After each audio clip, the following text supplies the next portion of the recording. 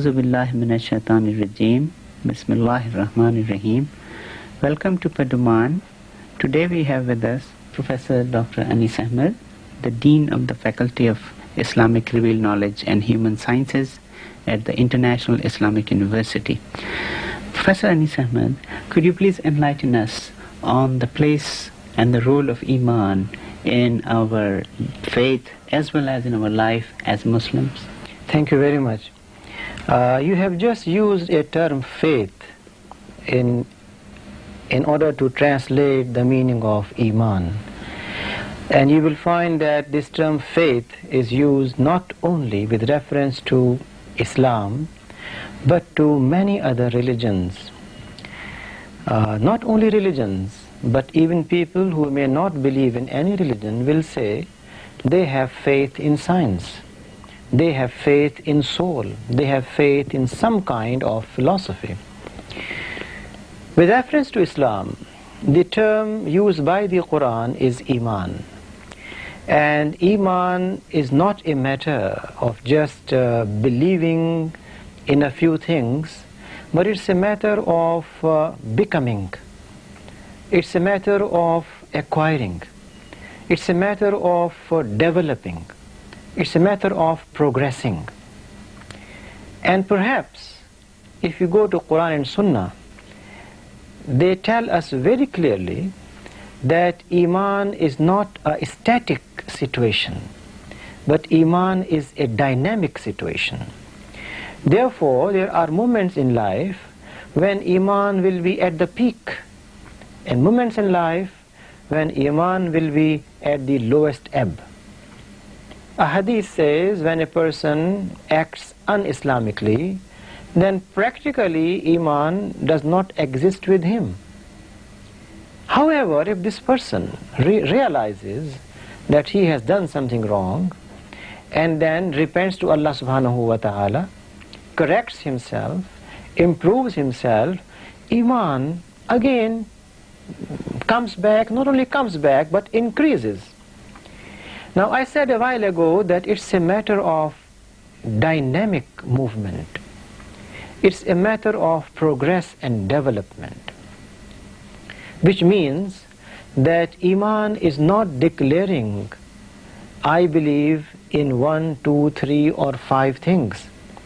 It is added to it, presenting a modality and behavior which is fully representative of Iman. Therefore, we find that companions in the early history of Islam, if they find someone not observing Islam properly, they will think this person has perhaps left Islam. They did not separate between Iman and Amal, or what you said a while ago, faith or belief and action. Now, Iman is also a matter of always moving towards excellence. Iman is not a matter of feeling happy with one situation, but it's a matter of increasing more and more in piety, in ethical behavior, in productivity in society. We find a very interesting hadith where the Prophet ﷺ mentions that if you are going out in way of Allah subhanahu wa ta'ala, doing jihad or organized struggle, then you do it to the best of your abilities. And then he says, and if you have to slaughter an animal, do it with the most sharp object, giving us the cue that even if it's a matter as simple as killing an animal, you cannot do it unprofessionally. You cannot do it in a crude manner. You cannot do it in a way that you are going to hurt the animal. But you have to make sure that you are doing it in the proper place, in proper manner, with proper expertise. This indicates the desire of Islam to have a professional approach in life, to develop excellence in areas of one's competence.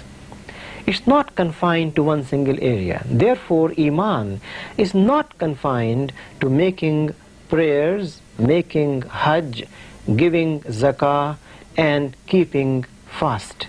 But it goes beyond that. These are definitely requirements.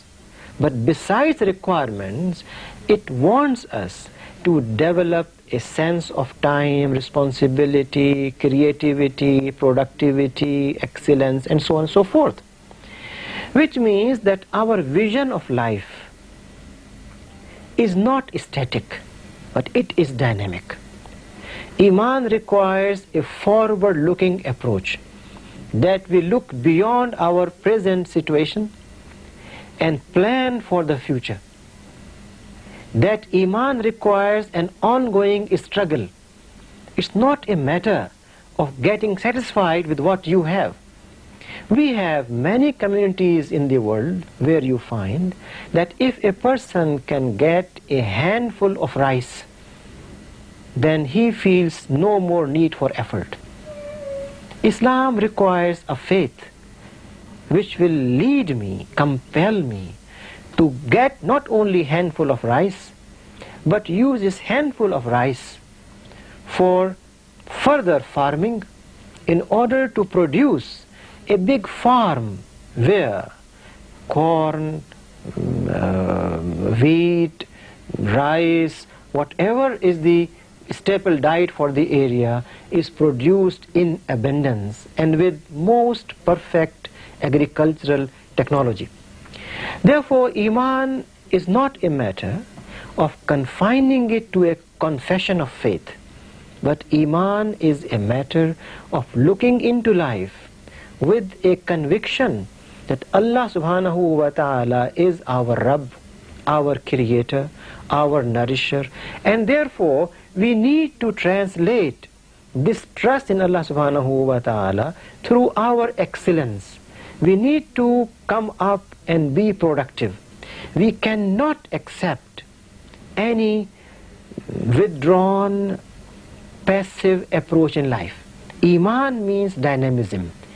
Therefore you find that when Muslims as an ummah excelled in Iman, they excelled not only in administration, not only in agriculture, not only in industry, but also in fine arts, in creative ideas. But when they confined Iman to an area of confession, when they thought Iman means I just declare my shahada, Allah subhanahu wa ta'ala is one and only, alayhi salatu wassalam is his true and final prophet, and so on and so forth, we stopped progress. This is time for Muslim Ummah to think how Iman has to be the basis for our development and progress. Iman cannot be separated from our worldly activity. It is through its worldly activity that Islam wants us to translate our Iman in social action. We cannot just talk about Iman in hypothetical terms. Iman must be manifested in our economic activity, in our family structure, in our international relations. The hadith says, you are not a Muslim if a Muslim is facing problems and you don't feel pained. This is Iman.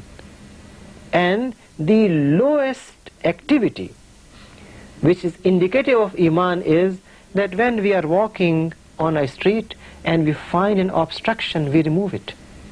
It's also a manifestation of Iman. What does that mean? That means Iman is not confined to the sanctuary of heart. Action. It has to overflow and come out of heart and reveal itself in everyday action.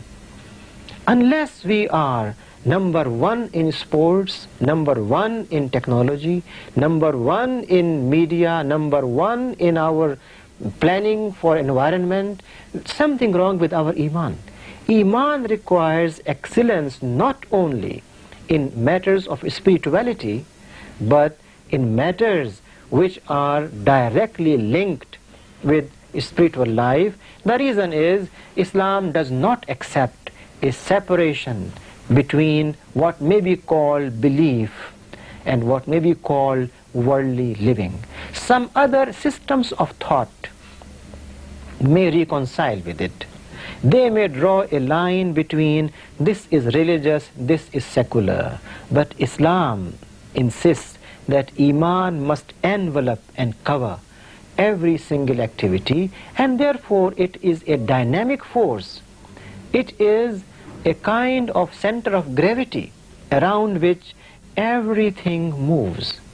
So what we hear normally about Iman, that it's just a matter of a few belief which you have in your heart, is partially a manifestation of what should be understood from Iman. Iman in its comprehensive meaning is not confined to just what we believe in our heart, but it's a matter of coming up with action in society which leads to human love, peace, progress, development within the Islamic framework of ethics. So, to conclude, in a simple manner, what you are saying is that it is a responsible behavior towards life, towards the society, towards the others, towards the nation, and planning in all possible senses of the term. And we see in Malaysia the movement and the strides towards the Vision 2020, an ideal about the future, incorporating the Islamic values. So if we can do that, then we are strengthening our Iman and delivering the final output for the betterment of every one of us. Yes. Thank you very much for being with us. It was very educational and informative. With this, our program comes to an end. Assalamu alaikum wa rahmatullahi wa barakatuh.